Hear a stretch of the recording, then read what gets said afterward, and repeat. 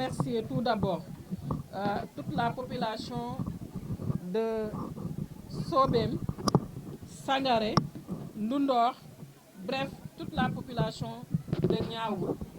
Nous sommes venus ici aujourd'hui avec toute l'équipe municipale pour remettre cette ambulance à la population de Niaoul, plus particulièrement au poste de Sobem. Sobem est un poste qui polarise les villages de Ndundor et les villages de Sangaré. Et c'est la raison pour laquelle il y avait un réel besoin de ce véhicule pour permettre aux populations de se déplacer en cas de besoin vers Fatick ou Kaolack ou même Dakar. Je voudrais rappeler aussi que ce poste de santé a été construit par l'équipe municipale.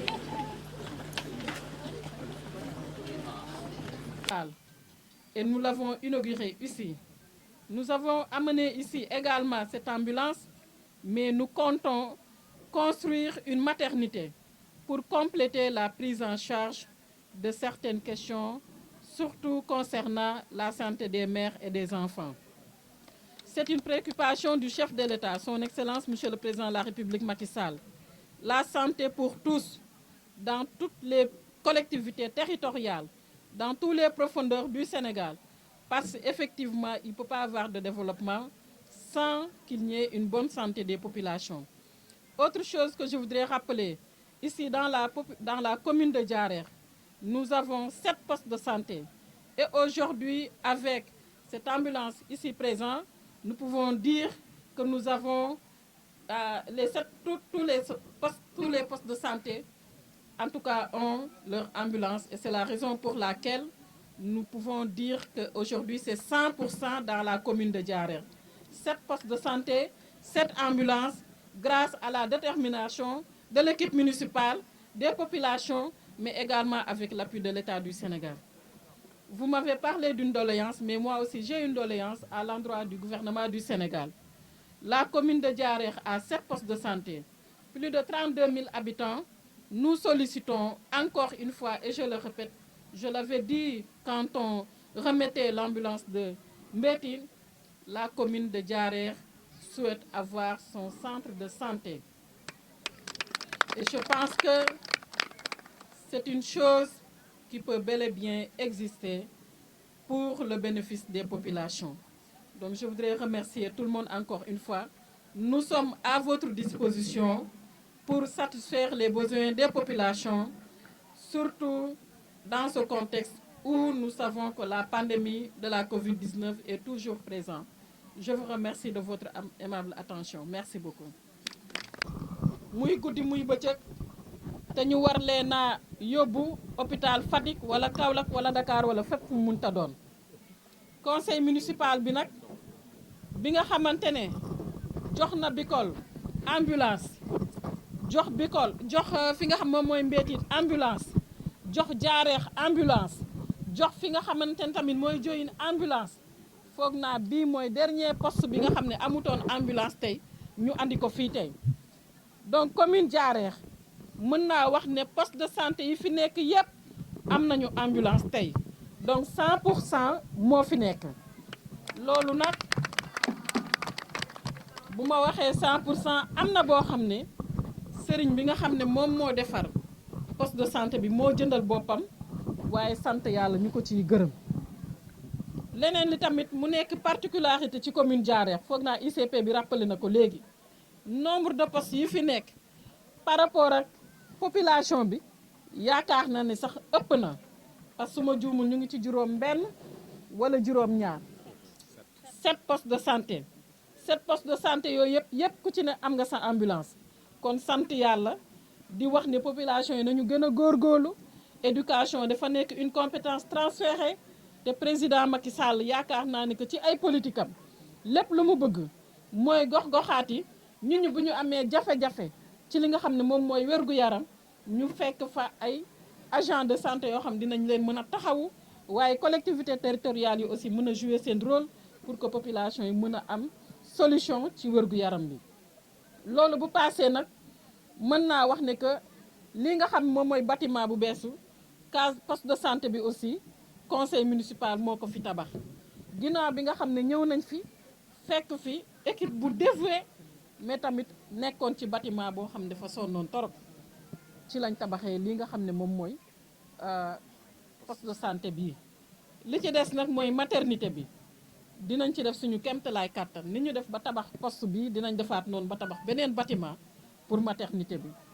li ci des aussi mooy pour sage-femme bi dinañ ko jottali kilifa yi nga xam ne ñoom ñoo nekk di liggéey ci loolu.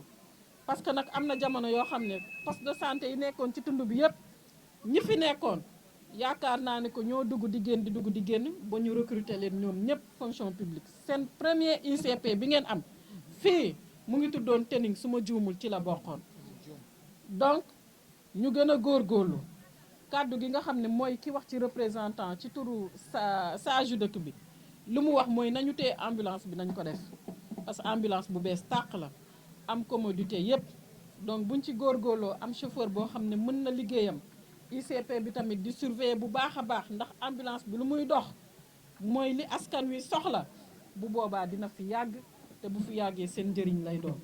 donc may gërëmaat équipe municipale bi ma àndal yépp di gërëm population yépp di leen di wax ni que lii buñ ko defee dañ ko war a def parce que santé dafa nekk ci compétence transférée collectivité territoriale. Je suis ICP du poste de santé de Sobem depuis le 21 septembre passé.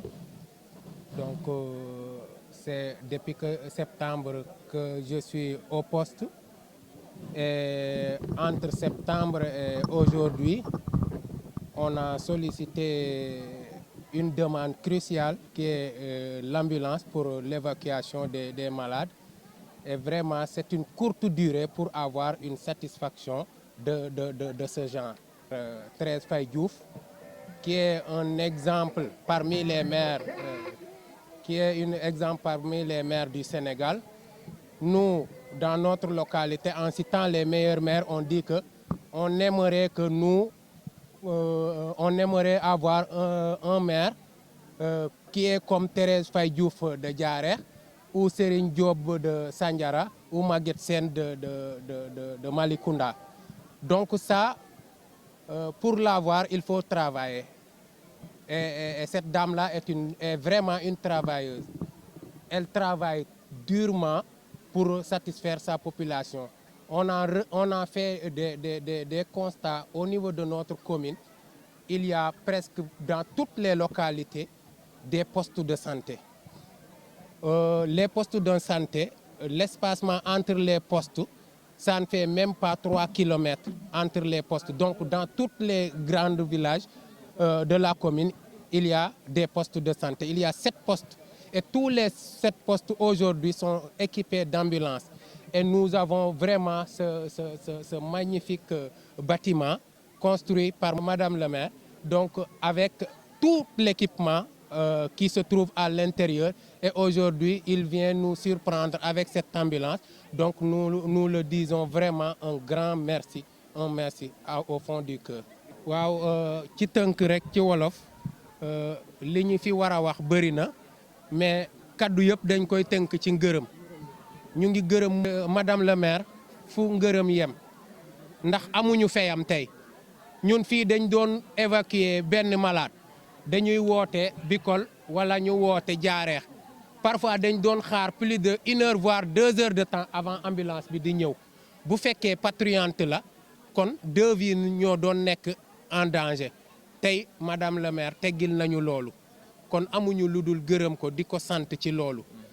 aussi maternité bi nga xamante ne lancé nañ ko am nañ yaqin ne dina ko def parce que moom femme de parole la bam ñu waxee ne dinaa leen jëndal ambulance ak bi mu jëndee ambulance bi ça ne fait même pas 2 mois d'intervalle mu indi ambulance bi ba mu waxee ne dinañu tabaxal poste de santé bi ak bi mu ko tabaxee courte durée la kon loolu koo xam ne da laa jox ndekki jox la añ bu la diggee reer da nga koy gëm kon maanaam ñun exemple la ci maire yi nga xam ne ñoo nekk Sénégal ñun vraiment fu ñu nekk dañ koy magnifier ñu ngi ci ginnaawam daal am nañ yaakaar boo xam ne fu mu ko natt romb na ko amuñu leneen loo xam ne daal teg nañ ko bët lu dul performance yi muy def ci commune bi kon ñu ngi ko ciy gërëm bu baax a baax di ko ci sant.